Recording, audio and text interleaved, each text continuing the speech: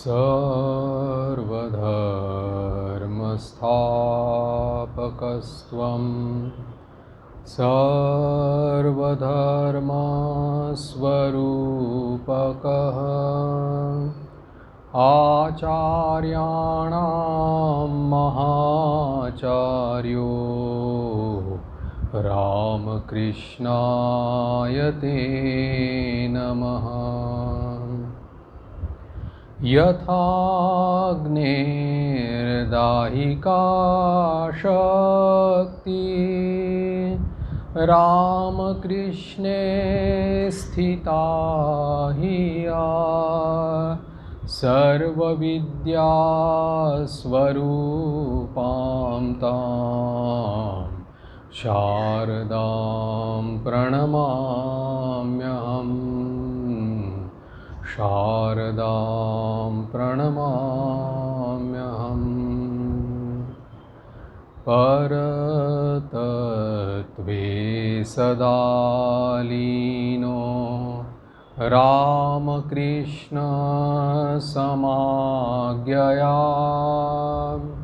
यो धर्मस्थापनरतो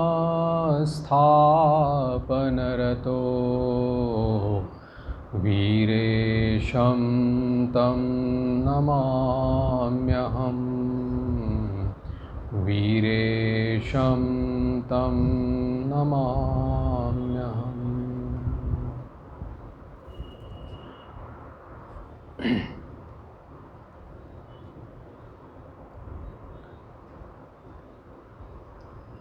हम लोग स्वामी शिष्य संवाद में परिच्छेद 22 के अंतर्गत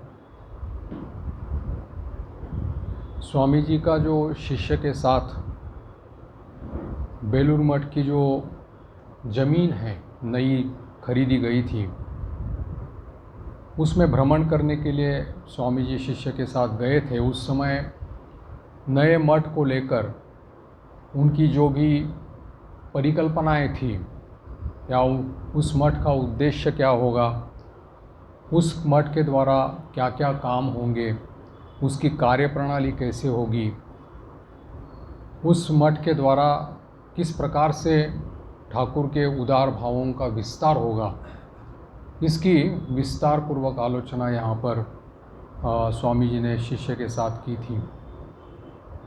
स्वामी जी ने ये कहा था कि ये जो मठ होगा बेलूर मठ, ये महासमन्वय का क्षेत्र होगा।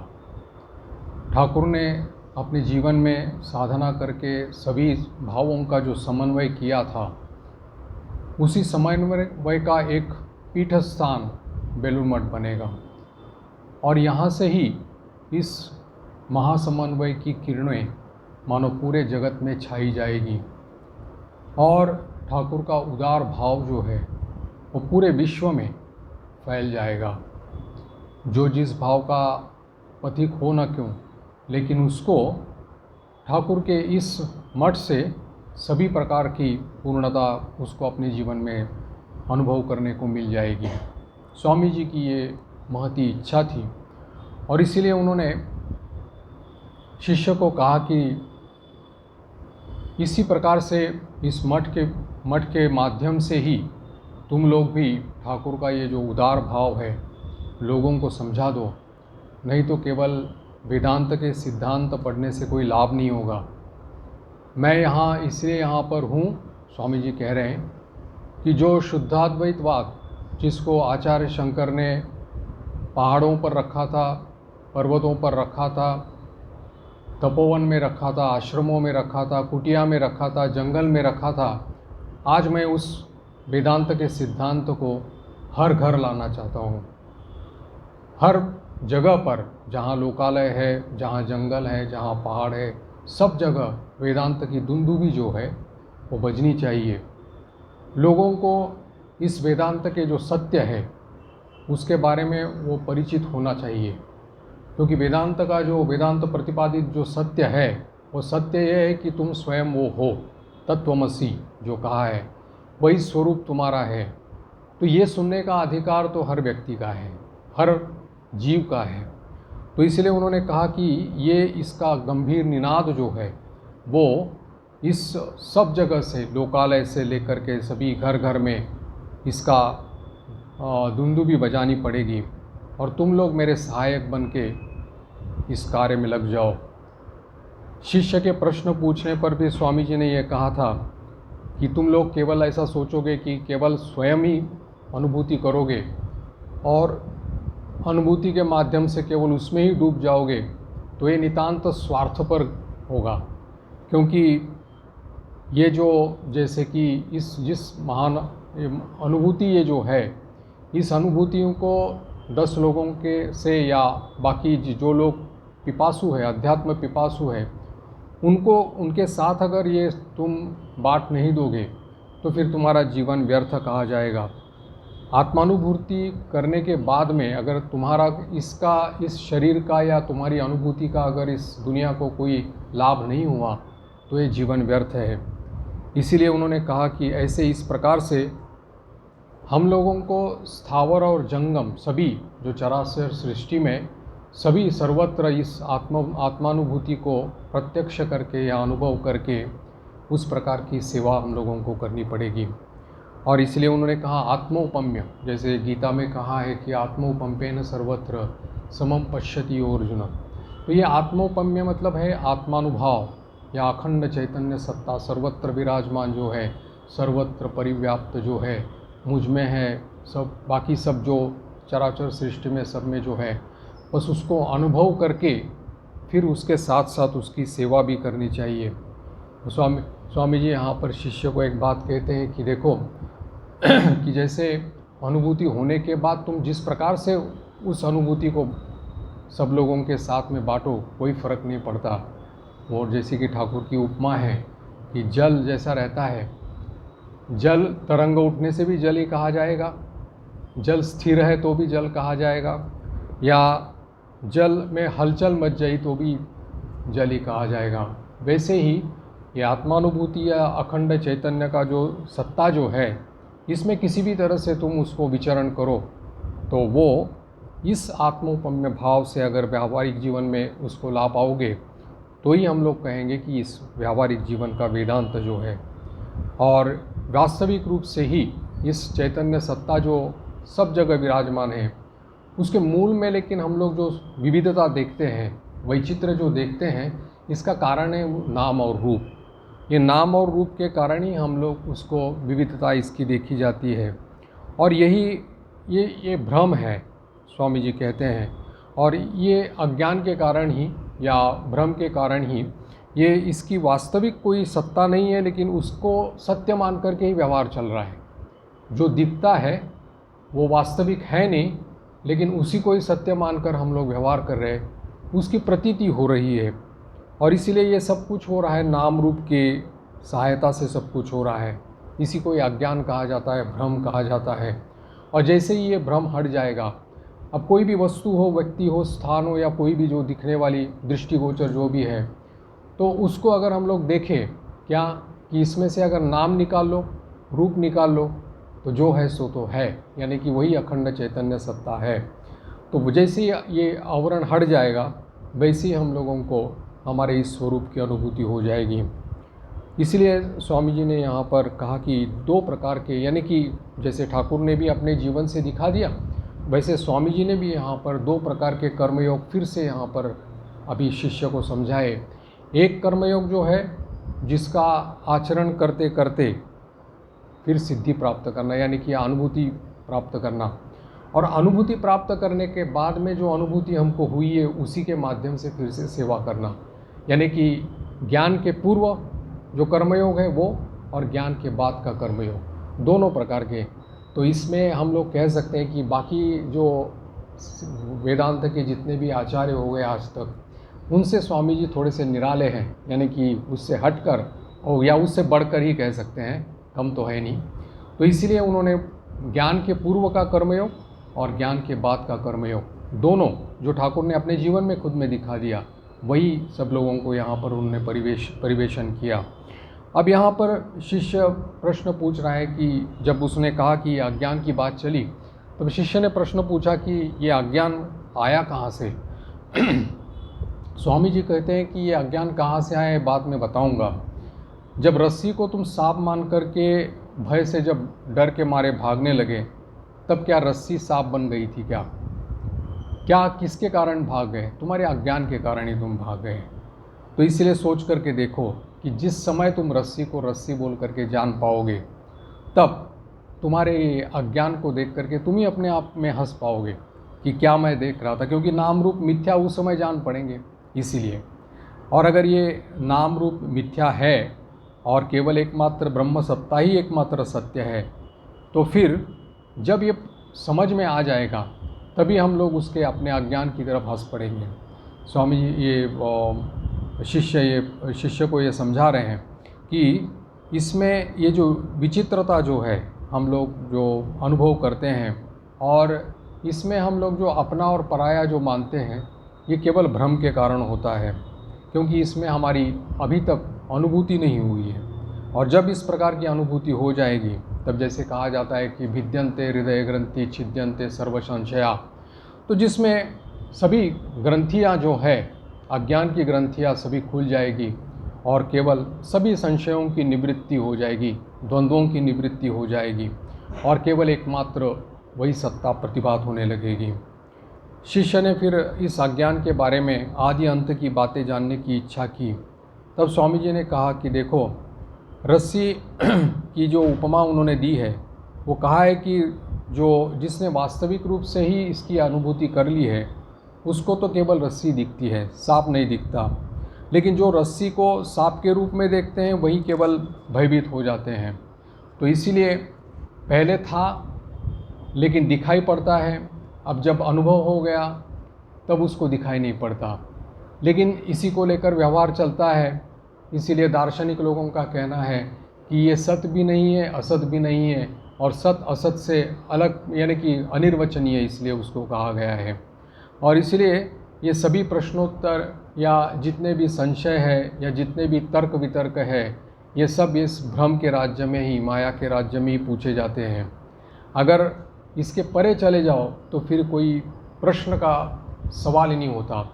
स्वामी जी जैसे कहते हैं कि ठाकुर के उदाहरण को उद्धृति देते हैं यहाँ पर, कि जैसे ठाकुर कहा करते थे कि अगर माया को पहचान जाओगे तो माया अपने आप भाग जाएगी।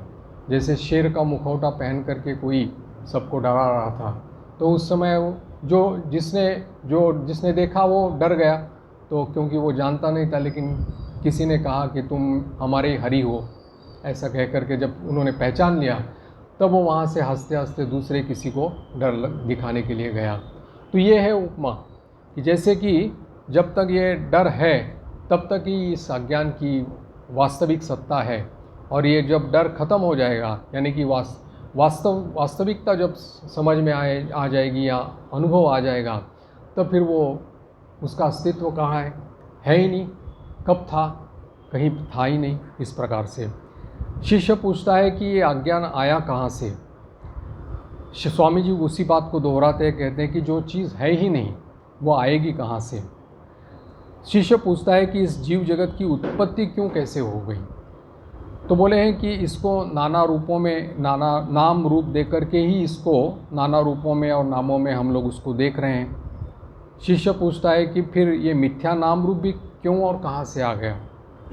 स्वामी जी कहते हैं इसी को संस्कार कहते हैं या अज्ञान कहते हैं। प्रवाहकार से ये सृष्टि जो है नित्य है। जैसे हम लोग कहते हैं कि गंगा जी में नहाएं, लेकिन वास्तविक वो जल एक बार जो चला जाता है वो दूसरा जल आता है, उसमें प्रतिपल बदलता रहता है। वैसे ये सृष्टि जो है अनादिकाल से चल रही है, और अनादिकाल से चल रही है इसलिए प्रवाहाकार से नित्य कही जाती है। लेकिन इसका अंत है, आदि है, चल रही है, लेकिन जब अंत हो जाता है तब उसकी सत्ता नहीं रहती। इसीलिए यहाँ पर कहा है कि ये पूरा का पूरा जो विश्व प्रपंच जो दिखाई पड़ता है वो ये ब्रह्मांड में यानी ब्रह्म में अध्यस्त है। अध्यस्त मतलब आरोपित है। वो अध्यास जिसको कहा जाता है, यानी कि आरोपित है। ये सब कुछ इंद्रजालवत अलिक जिसको कहा जाता है, लेकिन इसमें ब्रह्म के स्वरूप में कोई परिवर्तन नहीं होता। जैसे कि आँखों की दृष्टि, आँखों में अगर कोई अगर मानो दोष हो, दृष्टि दोष हो, तो सूर्य में भी हम लोग दोष देख सकते हैं, मतलब सूर्य में भी बदलाव देख सकते हैं, लेकिन इसमें सूर्य में कोई परिवर्तन नहीं होता। ठीक इसी प्रकार से इस चैतन्य सत्ता में भी किसी प्रकार का परिवर्तन नहीं होता। शिष्य पूछता है कि आप अगर ये कहते हैं कि ये सृष्टि स्थिति लय आदि ब्रह्म रूप में अध्यस्त है, अगर इसकी कोई स्वरूप सत्ता नहीं है तो ये कैसे हो सकता है? यानी कि जिस चीज़ को हमने पहले कभी देखा नहीं, उस चीज़ का भ्रम कैसे होगा? जैसे सांप को देखा नहीं है तो सांप का अनुभव कैसे होगा? रस्सी में भी सांप का जो भ्रम होता है वो भी कैसे होगा? क्योंकि सांप को हमने कभी देखा नहीं है। तो वैसे ही अगर सृष्टि को हमने कभी देखा ही नहीं है तो इस ब्रह्म में सृष्टि का भ्रम होगा ही क्यों? स्वामी जी कहते हैं कि जो ब्रह्मविद महापुरुष होंगे वो तुम्हारे इस प्रश्न का उत्तर ये देंगे कि उनकी दृष्टि में तो सृष्टि दिखाई नहीं देती, केवल एकमात्र वो सत्ता देखते हैं, ब्रह्म सत्ता देखते हैं, रस्सी देख रहे हैं, सांप को नहीं देख रहे हैं। अगर तुम कहोगे कि मुझे तो दिखाई पड़ रहा है, तो वो कहेंगे कि तो फिर जिन्होंने इस वस्तु का यानी कि इस ब्रह्म सत्ता का जिसने अनुभव किया है उसके साथ रहो, उसका संग करो और उसके पास से उपदेश लेकर के विचार शक्ति के द्वारा तुम भी अपने दृष्टि दोष जो तुमको ये हो रहा है उसमें संशोधन कर लो और तुम भी इस सत्ता को अपने भीतर में अनुभव कर लो। तो ये भ्रमात्मक जो सर्प ज्ञान जो है, वो सृष्टि ज्ञान जो है, वो अपने आप नष्ट हो जाएगा। और इसके बाद में जब तुम उसको इसकी अनुभूति हो जाएगी तब तुम कहोगे कि अरे ये सब कुछ तो उसमें आरोपित था। तब खुद तुम बोलोगे कि ये था ही कहाँ, था ही नहीं। तो इसी प्रकार से ये जब कराम्लकवत जिसको कहा जाता है कि हाथ में एक आम्लकी यानी कि आंवले का फल जो है हाथ में जैसे जिस प्रकार से स्पष्ट रूप से प्रत्यक्ष रूप से दिखाई पड़ता है, वैसे इस ब्रह्मानुभूति हम लोगों को होती है, लेकिन बताई नहीं जा सकती, उसको बताया नहीं जा सकता। उसको कहा जाता है मूकास्वादनवत कहा जाता है, क्योंकि जैसे ठाकुर कहा करते थे कि ब्रह्म उच्छिष्ट नहीं हुआ है। आज तक सभी दुनिया की बहुत सारी जो चीज़ें हैं वो मुंह से बोल करके उच्छिष्ट हो गई है, लेकिन ब्रह्म उच्छिष्ट नहीं हुआ है। शिष्य ने पूछा कि फिर इतना विचार करके क्या होगा? स्वामी जी कहते हैं यही तो समझाने के लिए विचार की ज़रूरत होती है कि ये है नहीं, इसी को ही समझाने के लिए विचार होता है। लेकिन जो सत्य है वो इस विचार से, तर्क से सबसे परे हैं। इसलिए कहा जाता है नैषा तर्केण मतिरापनेया, तर्क से भी ये सब कुछ ऊपर में है। और इसी प्रकार से स्वामी जी फिर शिष्य के साथ बातचीत करते हुए मठ में नीलांबर बाबू के मकान में वापस आए और जो उन्होंने शिष्य को बताया उसी का ही संक्षिप्त सार उन्होंने सभी साधु ब्रह्मचारी वहाँ पर उपस्थित थे उनको समझाया और शिष्य से कहने लगे कि नायम आत्मा बलहीने न लभ्या। ये कहा स्वामी जी का ये इसी के आनुषंगिक एक जो श्लोक उनको बहुत पसंद था वो ये था कि आत्मानं चेत विजानीयात् अयमस्मीति पुरुषः किमिच्छन् कस्य कामाय शरीरम अनुसंवरेत्, बृहदारण्यक उपनिषद का श्लोक है। तो उसमें कहा है कि अगर आत्मा को जाना जाए यानी कि इसको अनुभव किया जाए तो कि यही मैं हूँ, इस प्रकार का अनुभव अगर किया जाए, किमिच्छन् कौन सी इच्छा करके, कस्य कामाय कौन सी कामना करके इस शरीर को मैं जला दूँ। अगर मैं जान ही गया कि अयम अस्मीति पुरुषः तो फिर किमिच्छन् कस्य कामाय शरीरम अनुसंवरेत्। स्वामी जी ये श्लोक बहुत बार उसको बोलते थे, अपने अंतिम समय में ये बात बोलते थे, किमिच्छन् कस्य कामाय शरीरम अनुसंवरेत्, कि कौन सी इच्छा करके, कौन सी कामना करके मैं इस शरीर को जला दूँ। यानी कि मैं जान गया हूँ कि आत्मानं चेत विजा, चेत मतलब वो है कि अगर इसलिए कहा है कि दुर्लभ है, इसलिए समझाने के लिए उन्होंने कहा है कि अगर इसको अनुभव ही किया जाए तो फिर क्यों ज़रूरत है, कौन सी वासना कामना करे या कौन सी इच्छा करे और मेरे शरीर को मैं खामखा परेशान करूँ या जला दूँ। तो ये स्वामी जी का वो बहुत ही प्रिय श्लोक था। इसके बाद में परिच्छेद 23 में वही समय वही दिया है, बेलूर मठ के निर्माण का समय 1898 का। शिष्य यहाँ पर स्वामी जी को प्रश्न पूछता है कि आप इस देश में वक्तृता क्यों नहीं देते? जैसे आपने यूरोप और अमेरिका में बहुत सारे भाषण दिए, लोगों को अपनी संस्कृति के बारे में, अपने धर्म के बारे में आपने सब लोगों को बताया, उनमें सब लोगों को आपने उस आदर्श को सब लोगों को परिवेशन किया, लेकिन यहाँ आने के बाद में फिर आपने कोई भाषण वक्तृता क्यों आपने नहीं दिया? हालांकि उन्होंने बहुत सारे भाषण दिए हैं, लेकिन शिष्य अपेक्षा कर रहा है कि जैसे भाषण वहाँ पर दिए थे, बाहर के विदेश में दिए थे, वैसे। स्वामी जी इसका उत्तर देते हैं, ये तत्कालीन स्थिति को ध्यान में रखते हुए स्वामी जी ने उत्तर दिया है कि इस देश में पहले ज़मीन तैयार होनी चाहिए। अगर बीज मानो तैयार है, लेकिन ज़मीन अगर उर्वरा न हो तो उसमें से पौधा नहीं निकलेगा। तो वैसे ही बोल रहे हैं कि वो विदेशी लोग जो है, यूरोप और अमेरिका के जो लोग हैं, वो भोग की अंतिम सीमा तक पहुंच गए हैं और अभी भोग से अतृप्ति होने के कारण उनके मन में एक प्रकार का अभाव है कि इससे बढ़कर और कोई शाश्वत सुख है, ये नित्य सुख है कि नहीं। तो इसीलिए एक अभाव का अनुभव वो उसके भीतर में कर रहे हैं।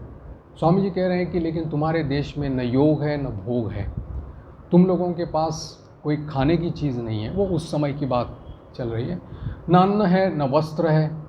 अन्न के अभाव में तुम लोगों का शरीर देखो किस प्रकार से दुर्बल हो गया है। मन में कोई उत्साह नहीं है, मन भी दुर्बल है। रोग शोक ये सब तुम्हें लगे हुए हैं।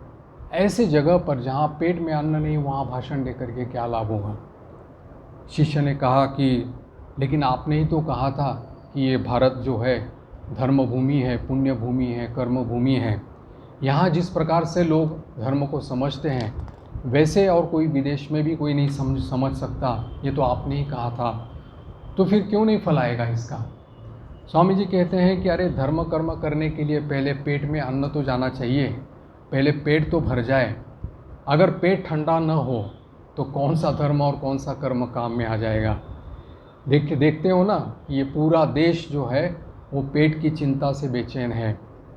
विदेशियों के साथ मुकाबला, फिर सबसे निर्यात जो हो रही थी, वाणिज्य व्यापार में भी निर्यात बाहर हो रही थी, जिससे यहाँ का जो मतलब यहाँ से वस्तुएं बाहर जाती थी और बाहर से बन करके यहाँ पर आती थी बिक्री के लिए।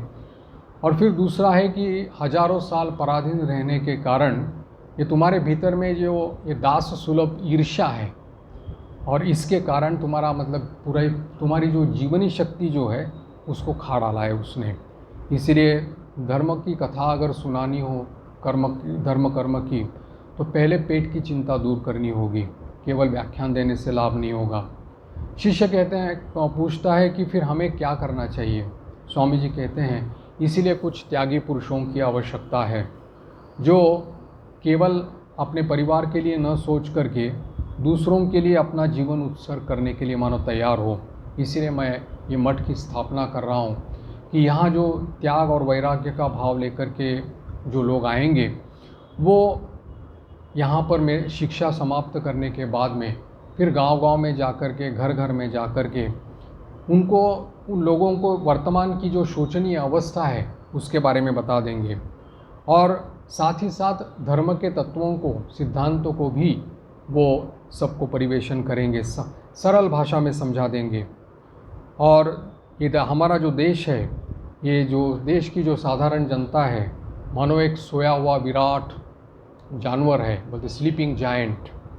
इस प्रकार से देश में जो हमारी जो अभी वर्तमान में जो विश्वविद्यालय में जो शिक्षा सब लोगों को मिल रही है, उसका तो केवल 2-4 लोग ही उसका लाभ उठा रहे हैं, और जो लोग शिक्षा पा रहे हैं वो लोग भी अपने देश के कल्याण के लिए कुछ नहीं कर पा रहे हैं।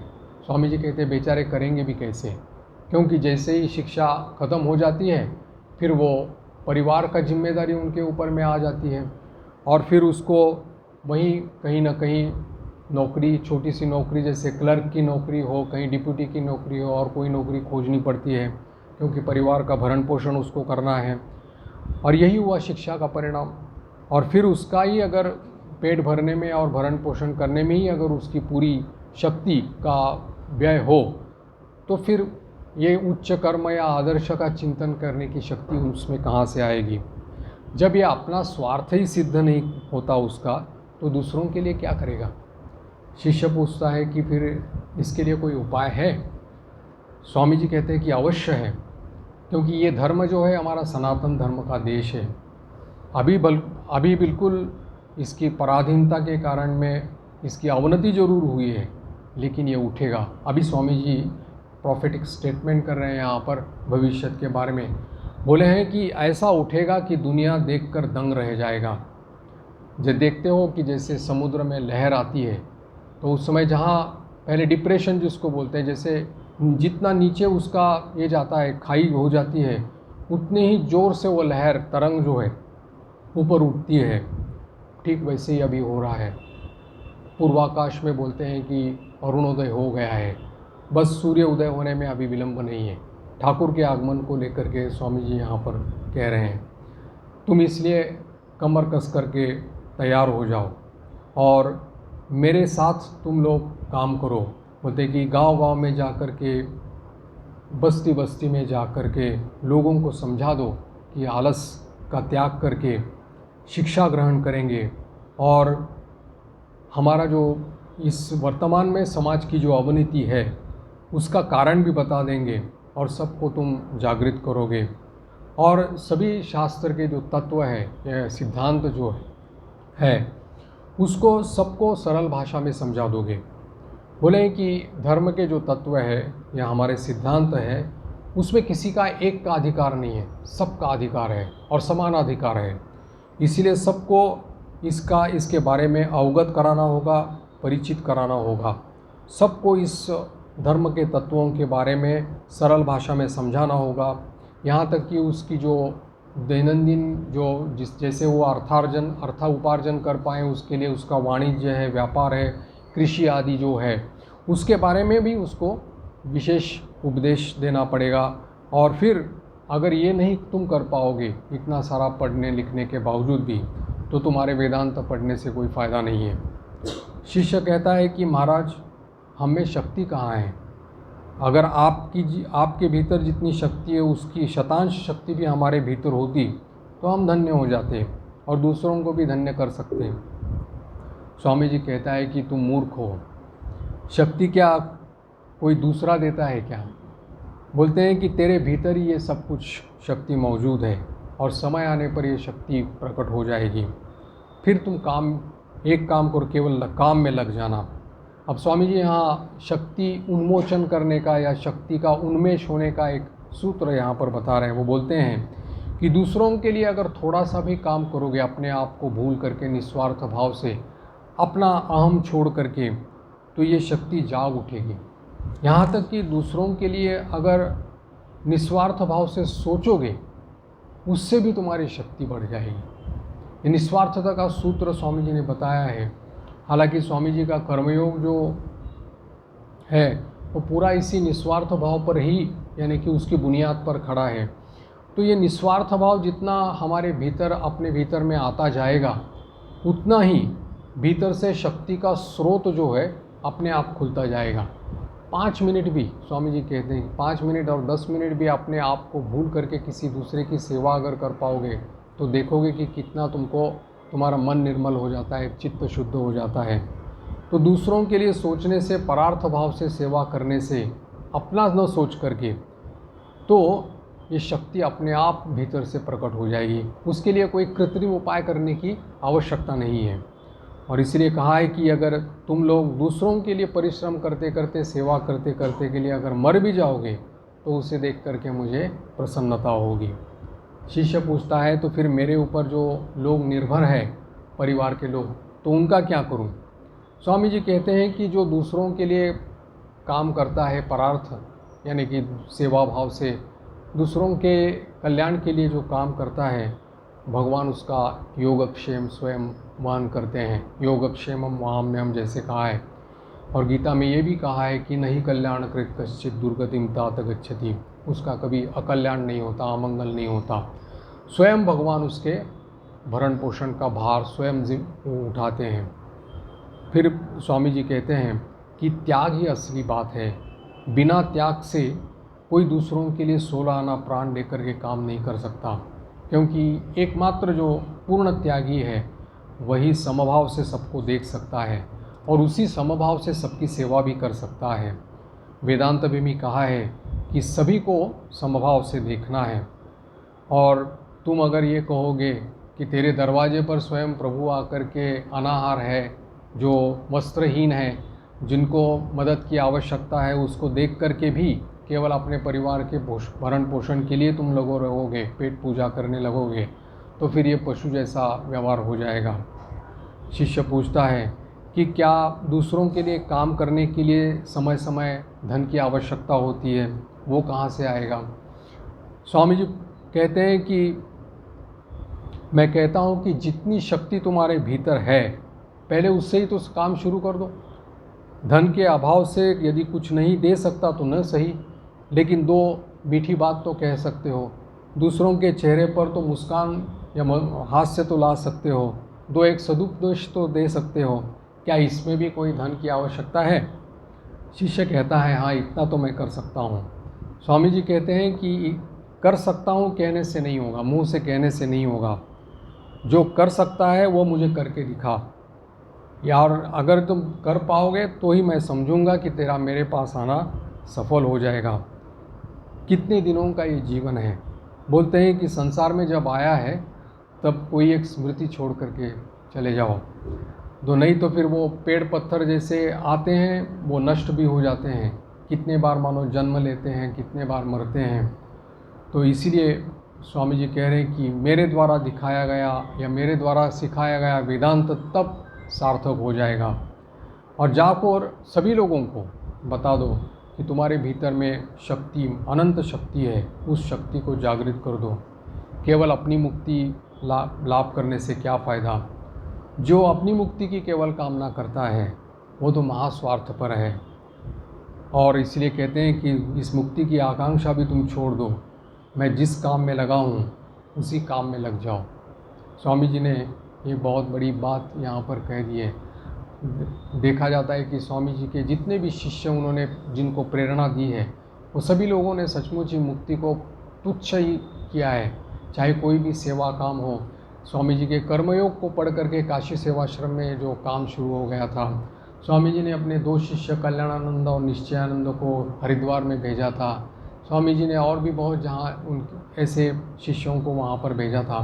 उन लोगों ने कभी अपनी मुक्ति के बारे में सोचा नहीं, और इसीलिए उनके लिए मुक्ति हाथ में रखे हुए फल के समान प्रत्यक्ष हो गई थी। जो मुक्ति की उपेक्षा करता है वो मुक्ति अपने पाप उसके पास चल करके आती है। इसका कारण है कि निस्वार्थ भावना से प्रेरित किया हुआ हर कर्म जो है वो कर्म बंधन को तोड़ने वाला रहता है, कर्म बंधन का नाश करने वाला रहता है, अज्ञान का नाश करने वाला होता है। और इसीलिए वो कहता है कि मेरे साथ तुम काम में लग जाओ। अब स्वामी जी जैसे आचार्य महापुरुष अगर जहाँ पर है तो वहाँ ऐसी बातों की कोई चिंता ही हो ही नहीं सकती, क्योंकि वहाँ पर तो एक कृपा कटाक्ष से मुक्ति मिल सकती है। और स्वामी जी के गुरु भाई सभी जो इस काम में लगे थे, चाहे अखंडानंद जी महाराज हो या और भी जितने भी महाराज हो, तो वो सब जीवन मुक्त थे। उन्होंने पहले ही ब्रह्म ज्ञान प्राप्त उनको सबको था। उसके बाद में ये दूसरा कर्मयोग उनका चल रहा था दूसरी तरफ का। नहीं तो श्री माँ भी कहती है ना कि देखो ये शरत, ये भी तो तुम लोगों के लिए यहाँ पर बैठ कर के इतना सारा काम करता है, इतना सारा झमेला तुम लोगों के लिए इतना कर रहा है। नहीं तो वो तो ब्रह्मज्ञानी है, वो तो वहाँ पर समाधि लगा करके आराम से बैठ सकता था, लेकिन वही तुम लोगों के लिए ये सब कुछ काम कर रहा है ना। तो ये है दूसरी तरह का ये जो कर्मयोग जो है वो ठाकुर के शिष्यों ने भी अपने जीवन में सबको दिखा दिया था। शिष्य सोचने लगा स्वामी जी के बारे में। फिर स्वामी जी कहने लगे, तुम लोग इसी प्रकार से ज़मीन पहले तैयार करो, ज़मीन तैयार होने के बाद में फिर तुम लोगों को हज़ारों विवेकानंद मिल जाएंगे भाषण करने के लिए, उसकी चिंता मत करो। और ठाकुर के शिष्यों को तुम देखो, जो पहले सोचते थे कि वो तो एक तरह से विशृंखलित थे, क्योंकि ठाकुर के जाने के बाद में कोई परिव्राजक रूप से कहीं बाहर गया है, कोई मठ में है, कोई ऐसा इस प्रकार से थे। और उनकी धारणा भी नहीं थी कि इस प्रकार का कोई न सेवा का यज्ञ जो है वो आगे चल कर के शुरू होगा। उनके भीतर में इस प्रकार की धारणा भी नहीं थी। लेकिन अभी वही लोग, स्वामी जी कह रहे हैं कि अभी वही ये गुरु भाई मेरे कहीं अनाथ आश्रम चला रहे हैं, कहीं दुर्भिक्ष का काम कर रहे हैं, कहीं त्राण कार्य कर रहे हैं, कितनी संस्थाएं खोल रहे हैं। देखो ना, ये निवेदिता आई है, एक तो अंग्रेज़ी है और एक तो लड़की है, फिर भी तुम लोगों के लिए सेवा कर रही है, उससे तो कम से कम कुछ तुम लोग सीखो। अगर इस प्रकार से तुम अपने देशवासियों को के बारे में अगर नहीं करोगे तो फिर ये पशुवत हो जाएगा, और इसमें अगर तुम मर भी जाओगे तो भी तुम्हारी उन्नति होगी। बोलते हैं तेरे मेरे जैसे कितने कीड़े पैदा होते हैं और मर जाते हैं। अगर दुनिया के भले के लिए कोई महान उद्देश्य लेकर के अगर कोई मर जाता है तो फिर उसका मरना ठीक है, वो सार्थक हो जाएगा। इसीलिए इस भाव का ही घर घर में प्रचार करो, तभी देश का कल्याण होगा। स्वामी जी कहते हैं तुम ही लोग मेरी आशा हो। और स्वामी जी एक बात उसको कहते हैं, बोले तुम लोगों को कर्म विहीन देखकर मुझे बड़ा कष्ट होता है। बोले अभी इसीलिए काम में लग जाओ, विलंब मत करो, क्योंकि मृत्यु तो अभी सन्निकट है, पास में ही है। और बाद में करूँगा ऐसा कहकर बैठोगे तो कभी कुछ हो नहीं पाएगा। अभी करना है तो अभी इसी समय ये करना है। तो इस प्रकार से स्वामी जी ने शिष्य को इस महान सेवा रूपी यज्ञ में प्रेरित किया। परिच्छेद 24 यहीं पर 1898 का ही बात है। अभी ये चर्चा जो स्वामी जी की शिष्य के साथ हो रही है वो ब्रह्म चर्चा है, ब्रह्माभ्यास के बारे में। शिष्य स्वामी जी से पूछ रहा है कि अगर ब्रह्म ही एकमात्र वस्तु है तो फिर जगत में इतनी विचित्रता क्यों है। स्वामी जी फिर इसका उत्तर देते हैं कि इस जगत को जो हम लोग देखते हैं और इसकी सत्यता में हम लोग जो दृढ़ विश्वास करते हैं, तो ये जब इसको सत्य मान करके विचार पथ में जब अग्रसर हो जाओगे तभी तुम मूल इसके भीतर में जो मूल एकत्व जो है इसमें पहुंच जाओगे। और ब्रह्म वस्तु जो सत्य है इसको कौन जान सकता है, कौन जानता है बोलो। लेकिन इस एकत्व में जब तुम स्थिर हो जाओगे तो फिर इस विचित्रता को नहीं देख पाओगे। शिष्य कह रहे हैं कि अगर एकत्व में अवस्थित हो सकता तो ये प्रश्न ही नहीं होता, लेकिन ये विचित्रता देख रहा हूँ इसलिए कह रहा हूँ कि तो इसे अवश्य ही सत्य मान रहा हूँ। स्वामी जी कहते हैं कि अच्छी बात है, सृष्टि की विचित्रता को देखकर उसे सत्य मानकर तुम अगर उसका अनुसंधान करोगे, गवेषणा करोगे तो उस मूल एकत्व में ही पहुंच जाओगे। इसको व्यतिरेक कहा जाता है। शास्त्र में दो बातें हैं, एक अन्वय है और व्यतिरेक है। अन्वय का अर्थ है होना, व्यतिरेक का अर्थ है अभाव, नहीं होना। यानी अन्वय मतलब इतिवाचक, व्यतिरेक मतलब नेतिवाचक। तो इसमें कहा गया है कि पहले उसको वस्तु को स्वीकार कर लिया। जैसे ये संसार दिख रहा है, दृष्टि में दिख रहा है, प्रपंच जो दिख रहा है हमको, ये प्रपंच है, सत्य है ऐसा मान लिया। लेकिन अगर सत्य मान लिया तो उसके ऊपर में विचारणा शुरू हो गई, गवेषणा शुरू हो गई, उसके ऊपर में एक तरह का रिसर्च शुरू हो गया कि अगर ये सत्य है तो फिर ये त्रिकालाबाधित सत्य है, पहले भी था, आज भी है, बाद में भी रहेगा। इस प्रकार से विचार करते करते जब देखोगे तब तुमको समझ में आ जाएगा कि ये जगत जो इंद्रिय ग्राह्य जगत जो कहा जाता है इसकी कोई सत्ता है नहीं। और इसको फिर तुम खंडन करके फिर उस मूल एकत्व में चले जाओगे। इसको व्यतिरेक कहा जाता है। इसी प्रकार से मिथ्या को सत्य मान करके ही सत्य में पहुंचा जाता है। इसको अध्यारोप और अध्यारोप कहा जाता है। अध्यारोप मतलब उसको पहले समझाया जाता है ये है, फिर उसके बाद में उसका खंडन किया जाता है, फिर उसको व्यतिरेक के द्वारा उदाहरण दिया जाता है। जैसे ये खेत रहता है, खेतों में वो कोई चोर न घुस पाए इसलिए वो जो एक उसको खड़ा किया जाता है, आपने देखा होगा। तो उसको पहले लोग डरते हैं देख करके कोई है, उसकी खेत की रक्षा करने के लिए कोई वहाँ पर है।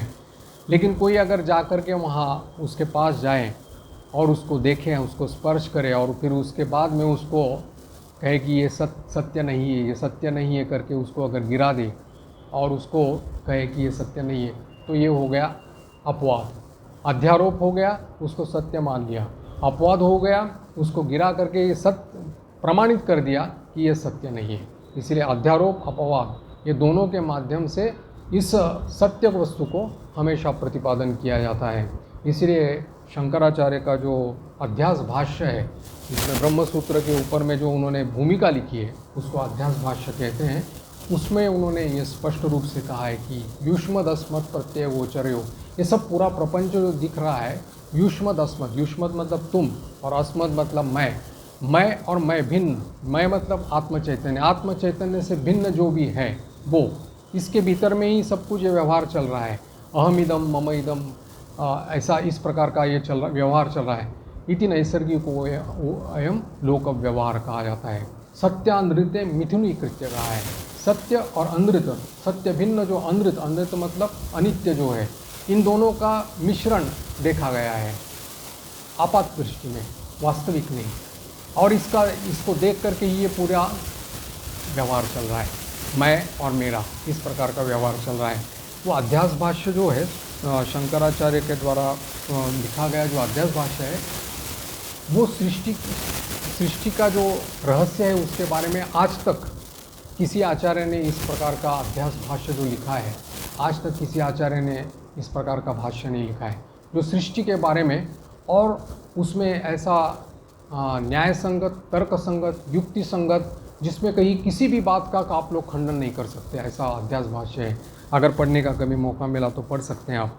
लेकिन इसमें कहा है कि ये जो आपात विरोधी जो दोनों चीज़ें एक दूसरे से मिली हुई जो दिखाई पड़ती है, ये केवल उसकी प्रतीति है इसलिए, और यही एकमात्र ये है कि इसके द्वारा ही सत्य के माध्यम में, जैसे सत्य के पास हम लोगों को पहुंच सकते हैं। जैसे नाम और रूप है, ये नाम और रूप का ही तो प्रपंच बना हुआ है, लेकिन इस नाम रूप को लेकर के ही तो हम लोगों को खंडन करके उस नाम रूप के अतीत जो सत्ता है उसमें जाना है। तो इसलिए ये पूरा प्रपंच जो नाम रूपात्मक है, इसलिए हम लोग नाम पकड़ते हैं जो सत्य वस्तु, यानी कि हमारे इष्ट जो है उनका नाम, और जो उनका रूप है वो रूप। इस नाम और रूप का सहायता लेकर के ही हम लोग उसके अतीत यानी उसके परे जाने की कोशिश करते हैं। तो नाम रूप के द्वारा ही तो नाम रूप का खंडन होता है। आकार में फंसे हैं इसलिए आकार के द्वारा ही आकार का खंडन होता है, नाम में फंसे हैं इसलिए नाम के द्वारा ही नाम का खंडन होता है। और यही रास्ता है स्वामी जी यहाँ पर बता रहे, यही व्यतिरेक जो है उसका। स्वामी जी कह रहे हैं कि अच्छा, ये शिष्य पूछ रहा है कि मैं भाव को ही सत्य कहता हूँ और भाव विहीनता को ही मिथ्या मानता हूँ। स्वामी जी कहते हैं कि वेद तो कहते हैं कि एकमेवा द्वितीयम ब्रह्म, यदि वास्तव में अगर ब्रह्म एक ही है तो ये नानात्व तो भी मिथ्या हो रहा। तो वेद को तो मानते हो तुम। शिष्य ने कहा वेद को मैं अवश्य मानता हूँ, लेकिन अगर कोई न मानता हो, समझता हो, तो उसको कैसे समझाया है। स्वामी जी कहते हैं ये भी हो सकता है, जड़ विज्ञान के द्वारा सहायता से पहले ये देखा जाएगा कि ये इंद्रियों से, इंद्रिय ग्राह्य जो जगत है, जो प्रत्यक्ष दिखाई पड़ता है, इसको हम लोग विश्वास नहीं कर सकते। क्यों? क्योंकि इंद्रियां गलत साबित कर देती है। जो देखते हैं वो मानो हम लोगों के सामने जो दिखाई पड़ता है वो मानो झूठ भी हो सकता है, क्योंकि वस्तु सभी आरोपित है। जैसे हम लोग ऊपर की तरफ देखें, आकाश दिखता है, आकाश नील आकाश दिखता है, लेकिन नील आकाश कभी होता है? आकाश में नीला रंग जो है वो आरोपित है, अध्यस्त है। रेगिस्तान में हम लोगों को बहुत दूर पर पानी दिखाई पड़ता है, लेकिन वो दिखता तो है, यही आँखों से ही तो दिखता है, लेकिन वो सत्य कहाँ है? वो सत्य नहीं है। इसलिए कह रहे हैं कि इंद्रिय ग्राह्य जो जगत है वो सब समय हम लोगों को गलत साबित कर देता है, और लेकिन जो वास्तविक सत्य वस्तु जो है वो इनसे परे है, इंद्रिय, मन और बुद्धि से परे हैं। इसीलिए उससे कहना चाहिए कि इसी मन और इंद्रिय और बुद्धि से परे जाने का उपाय भी इसी में ही दिया हुआ है। इसलिए उसी को ही ऋषियों ने योग कहा है, और ये योग जो है अनुष्ठान के ऊपर निर्भर करता है। उसको पहले हम लोगों को करके देखना पड़ता है। जैसे कोई अगर किसी चीज़ को प्रमाणित करना है तो स्वयं जा कर के वो अनुभव करेगा, फिर हम प्रमाणित करेगा। तो ऋषियों ने उसको अनुभव किया, इसलिए उनको उनके वाक्य को आप्त वाक्य कहा जाता है। आप्त वाक्य है क्योंकि ये पूर्ण काम ऋषि है। आप इनके द्वारा जो कहा गया है वो अनुभूति है, और इसीलिए उपनिषद के जितने भी श्लोक नहीं कहते, हम लोग मंत्र कहते हैं, ये सब उनकी अनुभूतियाँ हैं जो भी कहा गया है। और इसलिए कहा है कि स्वामी जी ने कहा है कि जिसे ये तुम विचित्रता कहते हो, विविधता कहते हो, वो एक समय आता है जब सब लुप्त हो जाता है और उसमें अनुभव ही नहीं होता। मैंने स्वयं अपने जीवन में ठाकुर की कृपा से उसको अनुभव किया था। शिष्य पूछता है कि ऐसा कब हुआ था। स्वामी जी कहते हैं कि एक बार दक्षिणेश्वर में ठाकुर ने उनको मुझे स्पर्श किया था और उससे स्पर्श करते ही मैंने देखा कि पूरा जो सामने जितना भी जो भी कुछ दिख रहा है वो सब धीरे धीरे धीरे शून्य में लीन हो रहा है। और उसके बाद में जो प्रत्यक्ष हुआ था वो बिल्कुल याद नहीं है। बोलते हैं कि उस प्रकार का परिवर्तन देख करके, यानी कि मेरा अस्तित्व भी मानो उसमें उस शून्य में विलीन हो जा रहा है, देख करके मैं घबरा गया था। और फिर मैंने उनको चिल्ला करके कहा था, आप मुझे ये क्या कर रहे हैं, मेरे पिता माता है। तो ठाकुर ने उनके छाती पर हाथ लगा करके कहा था कि ठीक है, अभी रहने दो, समय आने पर सब कुछ हो जाएगा। क्योंकि उच्चाधिकारी है स्वामी जी, जो है नर ऋषि है, अखंड के ऋषि है, तो उच्चाधिकारी है। तो ठाकुर ने देखा सामने उच्चाधिकारी है, यानी इसे बिना किसी हिचकिचाहट से उन्होंने सीधा निर्विकल्प समाधि उनको देनी चाहिए, बिना किसी इससे। लेकिन उस समय वो लेने के लिए, ग्रहण करने के लिए उनकी प्रस्तुति नहीं थी, इसलिए वो लोग नहीं कर पाए। तो वो कहते हैं कि अब रहने दो। फिर उसके बाद में देखा कि फिर सब कुछ उनके सामने फिर से दिखाई पड़ा। तो वो एक अनुभव उन्होंने देखा था। और फिर हम लोग जानते हैं कि काशीपुर में भी उनको निर्विकल्प समाधि का लाभ हुआ था। स्वामी जी कहते हैं कि अमेरिका में भी एक जगह पर तालाब के किनारे वो जो बैठे थे, तब भी उनको इसी प्रकार का ऐसा अनुभव हुआ था। वो न्यूयॉर्क के पास में लेगेट्स की जो एक उनकी ये थी, कैंप था, उसमें कैंप पर्सी हैम्पशायर, न्यू हैम्पशायर के पास में एक तालाब था। तो उसमें उसके पास में ही स्वामी जी एक दिन इसी प्रकार से नाश्ता करने के पहले उठ करके वहाँ जा कर के बैठे थे। और मिस मैकलाउड को उन्होंने कहा था कि जब नाश्ता का समय हो जाएगा तब मुझे बुलाने के लिए आना। तो स्वामी जी जो वहाँ बैठ गए तो उनको वहाँ पर ही उसी प्रकार से ये उसी की बात करें, निर्विकल्प समाधि हो गई थी। और मिस मैकलाउड जब जहाँ वहाँ गई तब देखा कि पूरा शरीर पूरा एकदम एक स्टैचू की तरह, मूर्ति की तरह, उसमें कोई प्राण का चिन्ह ही नहीं दिखाई पड़ रहा है। वो घबरा गई थी। फिर उन्होंने उनकी जो बहन थी उनको, मिसेस लेगेट को, दोनों को बुलवाया। फिर जा कर के उन्होंने ज़ोर से चिल्लाने लगे, पूछने लगे, पानी वगैरह ये करने लगे। तब जा कर के धीरे धीरे वो स्वाभाविक इसमें आ गए। तो ये ठाकुर का ही ये था कि विधान था कि उनको कहा था कि चाबी उनके हाथ में, उन्होंने जो कहा था। तो फिर उन्होंने कहा कि इतनी जल्दी उनको नहीं ये था, इसलिए वो फिर से इस स्वाभाविक जगत में वापस आ गए थे। शिष्य ने पूछा कि ऐसी स्थिति क्या मस्तिष्क के विकार से भी हो सकती है क्या, या उस स्थिति में आपको कोई विशेष आनंद हुआ था क्या? तब स्वामी जी कहते हैं कि इस प्रकार के कोई रोग से या नशा करके किसी का इस प्रकार का वो अनुभव नहीं होता। ये स्वस्थ दशा में, जब मनुष्य सुस्थ मस्तिष्क जिसको बोलते हैं, ऐसी अवस्था में ही इसका पूरी तरह से अनुभव होता है और आस्वादन होता है। क्योंकि वेदों में भी इसी प्रकार से कहा है, शास्त्रों में भी कहा है, और जिन्होंने अनुभव किया है वो भी महाजनों ने, महानुभावों ने भी इसका वर्णन किया है। तो ये सभी हमारे जैसे श्रुति, अनुभव और युक्ति, ये तीनों से मिलना चाहिए। अब जब मिलेगा तब इसीलिए उसको कहा जाता है कि ये ठीक है, हमारा अनुभव ठीक है। इसलिए ठाकुर के पास इतने गुरुओं का आना हुआ था, इसीलिए अनुभव तो उनको पहले से ही हो चुका था, लेकिन उनको मिलाना था उसके साथ में शास्त्र वाक्य। जैसे परमहंस शिरोमणि सुखदेव जी महाराज, उनको तो जन्म से ही ब्रह्मज्ञानी थे, लेकिन फिर भी उनके मन में किंचित मात्र थोड़ा सा संदेह था कि जो अनुभव किया वो है कि नहीं। पिता ने कहा कि मैं तुम्हारे इस संदेह निराकरण करने के लिए असमर्थ हूँ, इसलिए राजा जनक जी के पास उनको भेजा।